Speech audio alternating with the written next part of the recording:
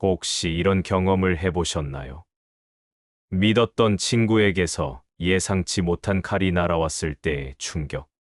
그것이 거짓말이든 험담이든 혹은 당신의 기회를 가로채는 배신 행위든 그 순간 당신의 심장은 바닥으로 곤두박질 치고 머릿속은 온통 혼란에 빠집니다. 어떻게 나한테 이럴 수 있지? 우리의 우정은 다 가짜였나? 우리는 배신한 친구를 원망하고 우리의 순진함을 탓하며 깊은 외로움과 상실감에 갇히게 됩니다. 우리는 상처를 덮어두고 싶지만 그 배신의 기억은 매 순간 우리를 괴롭힙니다. 결국 우리는 다시는 누구도 믿지 않겠다고 다짐하며 세상의 벽을 쌓게 되죠. 하지만 오늘 우리는 당신을 무너뜨린 그 배신에 대해 아주 다른 이야기를 하려 합니다. 고대 그리스의 철학자 아리스토텔레스는 이렇게 말했습니다. 진정한 친구는 또 다른 자아다. 이 영상은 배신당한 당신의 마음을 치유하는 것을 넘어 아리스토텔레스의 우정론을 통해 당신의 고통이 어디서 비롯되었는지, 그리고 앞으로 어떻게 진정한 관계를 구축해 나갈 수 있는지에 대한 근본적인 해답을 제시할 것입니다. 이것은 단순히 친구를 용서하는 법에 대한 영상이 아니라 당신이 진정한 우정의 의미를 깨닫고 스스로의 삶을 재건하는 여정이 될 것입니다. 우리는 배신을 당했을 때 그 사건 자체에만 집중합니다. 그 친구가 왜 그랬을까? 나는 무엇을 잘못했을까? 하지만 아리스토텔레스의 관점에서 보면 배신은 그 관계의 본질이 무엇이었는지 드러내는 사건입니다. 아리스토텔레스는 그의 저서 니코마코스 윤리학에서 우정을 세 가지 유형으로 분류했습니다. 첫째, 유익을 위한 우정입니다. 이 우정은 말 그대로 서로에게 이득이 될 때만 유지됩니다. 예를 들어, 직장 동료와의 우정, 혹은 스터디 모임에서 만난 친구와의 관계가 여기에 해당합니다. 서로에게 필요한 정보나 도움을 주고받을 때 관계는 원활하지만 필요가 사라지면 관계도 자연스럽게 끝납니다. 이 우정은 계산적이고 이해타산적이기 때문에 우리가 흔히 말하는 배신이 가장 빈번하게 일어나는 영역입니다. 둘째, 쾌락을 위한 우정입니다. 이 우정은 서로에게 즐거움을 줄 때만 지속됩니다. 함께 놀기 좋아하고 취미가 같고 유머 코드가 잘 맞는 친구 관계가 대표적입니다. 서로에게 즐거움을 제공하는 한 관계는 깊어지지만 취미가 바뀌거나 더 이상 함께 있는 것이 즐겁지 않으면 관계는 쉽게 끊어집니다. 이 우정은 감정적이고 얕기 때문에 겉으로는 친밀해 보이지만 감정적인 만족이 사라지는 순간 쉽게 무너집니다. 셋째, 탁월성을 위한 우정입니다. 아리스토텔레스가 진정한 우정이라고 부른 바로 이 우정입니다. 이 우정은 서로가 덕을 추구하고 함께 성장하며 서로를 존경할 때 형성됩니다. 이러한 우정은 이득이나 즐거움에 기반하지 않기 때문에 쉽게 변하지 않습니다. 진정한 친구는 나의 이익을 위해 존재하는 것이 아니라 내가 더 나은 사람이 되도록 돕고 나를 있는 그대로 받아들여 줍니다. 이 우정은 천천히 쌓이고 오랜 시간을 필요로 하며 그 자체로 탁월한 가치를 지닙니다. 이제 당신을 배신한 친구와의 관계를 다시 한번 돌아보십시오. 그 관계는 혹시 유익이나 쾌락에 기반한 것은 아니었습니까? 배신은 그 친구가 나쁜 사람이라는 것을 증명하는 것이 아니라 그 관계가 진정한 우정이라는 가면을 쓰고 있었다는 것을 보여주는 불편한 진실일지도 모릅니다. 당신이 느낀 고통은 친구를 잃은 고통이 아니라 진정한 우정을 가졌다는 당신의 착각이 깨진 고통이었던 것입니다.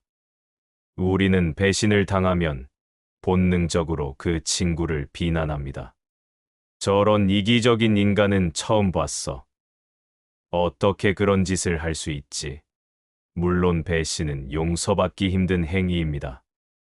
하지만 아리스토텔레스는 우리에게 타인에 대한 비난을 멈추고 우리가 왜 그런 관계를 진정한 우정이라고 착각했는지 스스로에게 질문해야 한다고 말합니다. 이것은 당신을 배신한 친구의 잘못을 덮으려는 것이 아니라 당신이 더 이상 같은 실수를 반복하지 않도록 하기 위한 지혜의 과정입니다. 그렇다면 우리는 왜 유익이나 쾌락을 위한 관계를 진정한 우정이라고 착각하는 것일까요? 첫째, 우리는 외로움을 견디지 못합니다. 현대 사회에서 혼자라는 낙인은 우리에게 엄청난 고통을 안겨줍니다. 그래서 우리는 겉으로라도 친밀해 보이는 관계를 갈망하고 그 관계를 우정이라고 이름 붙여 안심하려 합니다. 진정한 우정이 싹트고 자랄 시간을 기다리지 못하고 당장의 외로움을 달래기 위해 불안정한 관계를 끊임없이 찾아 헤매는 것입니다. 둘째, 우리는 우리 자신을 사랑하는 법을 모릅니다. 아리스토텔레스는 자신을 사랑하는 사람이 타인을 사랑할 수 있다고 말했습니다. 자신을 사랑하는 사람은 스스로에게 덕을 베풀고 스스로를 존경하며 온전한 존재가 됩니다. 이러한 사람은 굳이 타인의 인정이나 쾌락에 기대지 않아도 행복하기 때문에 진정한 우정을 만날 때까지 서두르지 않습니다. 하지만 자신을 사랑하지 않는 사람은 타인의 관심과 인정을 갈망하며 그것이 우정이라고 착각합니다. 당신이 느꼈던 배신의 고통은 당신에게 보내는 경고의 메시지입니다. 당신은 스스로의 내면을 돌보지 않고 외부의 관계에만 의존하고 있다는 메시지. 이 고통은 당신을 무너뜨리기 위해 온 것이 아니라 당신이 더 이상 불안한 관계에 매달리지 않고 스스로 온전한 존재가 될 수 있는 기회를 주기 위해 온 것입니다. 그렇다면 우리는 이 고통스러운 배신을 어떻게 성장의 기회로 바꿀 수 있을까요?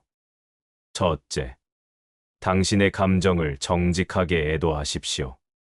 배신을 당했을 때 우리는 종종 괜찮은 척 하거나 쿨하게 넘어가려 합니다.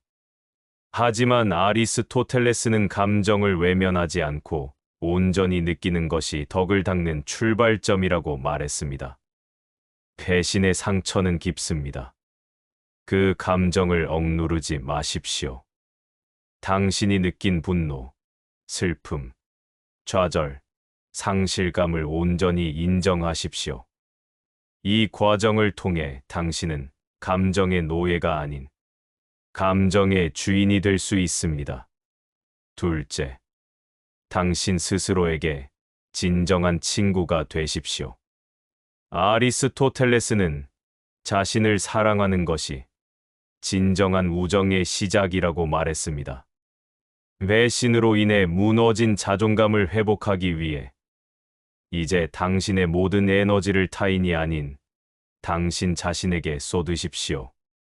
당신이 진정한 친구에게 하듯 당신 자신을 존중하고 격려하고 성장할 수 있도록 도우십시오.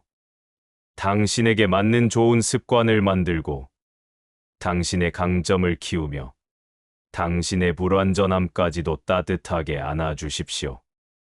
이것은 당신이 더 이상 불안한 관계에 매달리지 않고 온전한 존재로 홀로 설 수 있는 힘을 길러줄 것입니다. 셋째, 우정의 세 가지 유형으로 관계를 재정의하십시오. 이제 당신은 모든 관계를 진정한 우정이라는 하나의 잣대로 판단하는 대신 아리스토텔레스의 분류법을 활용할 수 있습니다.